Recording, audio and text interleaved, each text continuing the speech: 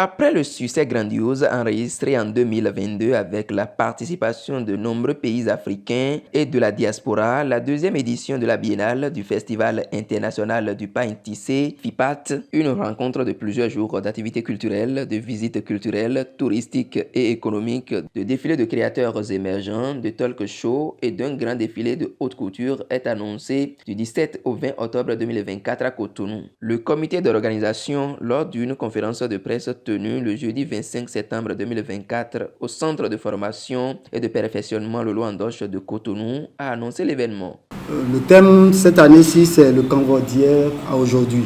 Et ça se fera sur un seul site, le Palais des Congrès. Et là, vous aurez différentes activités. Le jeudi, nous allons démarrer par la marche environnementale. Le Congo fait corps un peu avec le thème écologique.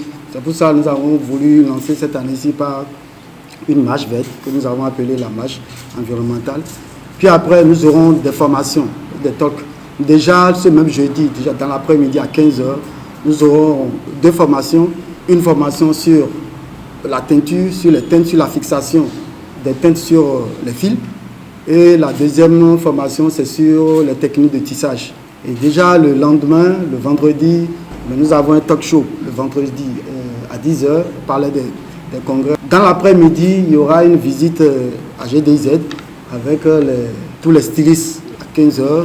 Et le samedi maintenant, c'est la grande soirée où vous aurez une vingtaine de stylistes, dont une dizaine qui viendront de l'étranger, plus une dizaine d'ici.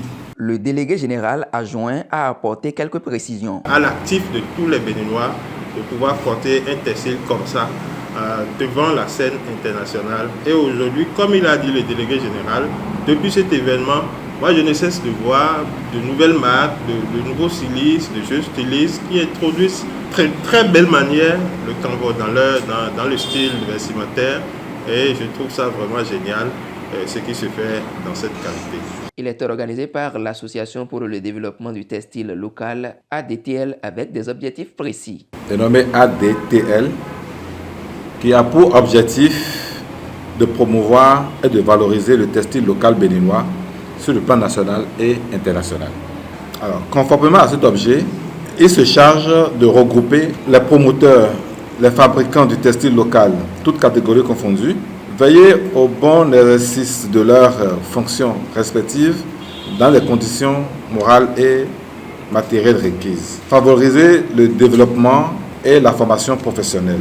Cette édition est parrainée par le grand styliste africain Patéo avec la participation de plusieurs délégations étrangères. Le FIPAT, c'est aussi l'autre volet, celui de développer le secteur du tissé à travers des bourses de formation chez nos partenaires, des séances de renforcement de capacité et surtout l'installation d'unités de production plus accrues de pain tissé afin que la transformation du coton fibre national passe de moins de 4% à résolument plus pour créer des emplois plus décents dans l'avenir.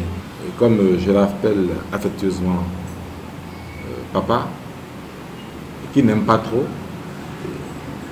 il préfère qu'on l'appelle par son nom Patéo, qu'il aime bien, donc qui sera avec nous. Et je vous le souffle déjà, c'est quelqu'un de très humble, qui a habillé tous les chefs d'État, qui a habillé tous les grands, de Mandela aux autres.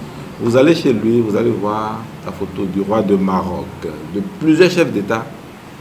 Vous allez voir, ça nous permet de voir que la mode est au-delà de ce que nous pensons. La mode africaine va au-delà de ce que nous pensons. Et donc il est important qu'il vienne nous parler aussi de son parcours et aussi quelque chose d'extraordinaire. Il va profiter pour lancer son livre. Le président de l'Association des créateurs de mode du Bénin a invité ses pairs à adhérer au FIPAT. Aujourd'hui, les Burkinabés sont fiers. Ils ont institutionnalisé le Canva au Burkina pour les lycéens ou lycéennes qui vont à l'école et tout. C'est pas génial tout ça? Je crois bien que ça nous revient à nous de titiller nos dirigeants pour qu'ils puissent réellement se dire ça là, on doit le faire. Le FIPAT aujourd'hui, c'est l'héritage que le promoteur, le délégué général Lolo Andoche aurait laissé donner comme héritage quand il serait fatigué. Et le Bénin a besoin de FIPAT. Et on est très chanceux que le FIPAT est né. On aura une très belle fête, de grandes messes de la mode béninoise et de l'Afrique. Et pourquoi pas au-delà. Et ça ne peut qu'être le FIPAT et le Canvor béninois. Ralliez-vous.